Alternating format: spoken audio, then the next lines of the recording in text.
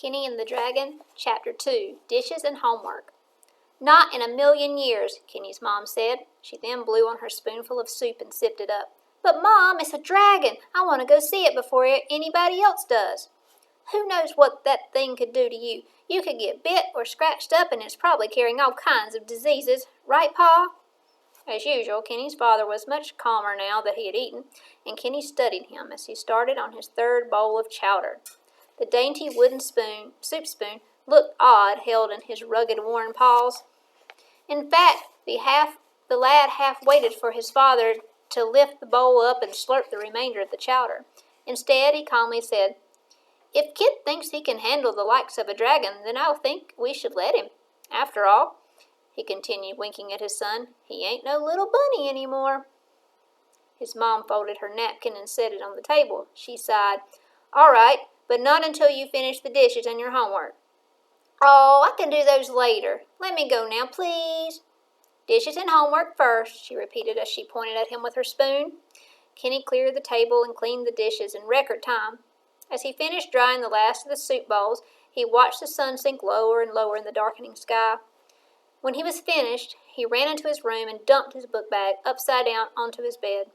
Textbooks spilled out, pencils rolled off onto the floor, and loose papers scattered like white leaves. Kenny shuffled through it all and picked up Stars and Their Constellations, the book he was supposed to do a book report on.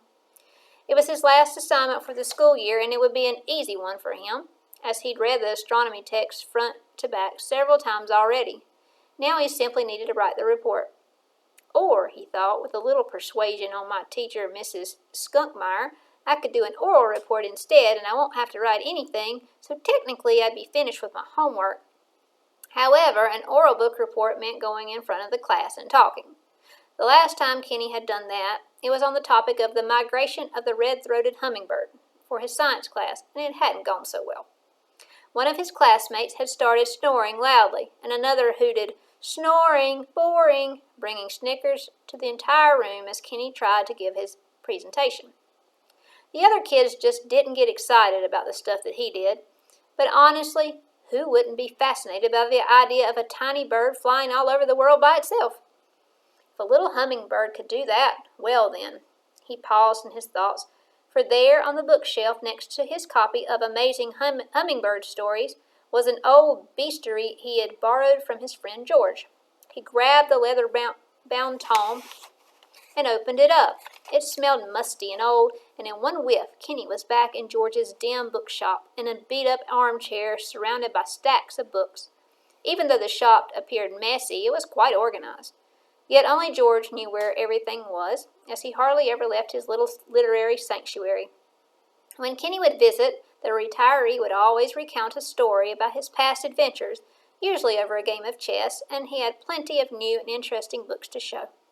Many times he would let Kenny borrow books from the store as long as he took good care of them and returned them in their brand new condition once he was finished. Sometimes he'd just let Kenny keep them as a gift. Kenny flipped through the yellowed pages of the bestiary. "Albatross, bear, chimera, dragon," he said aloud. Kenny hadn't finished his book yet and had read only one sentence, only some of the entries.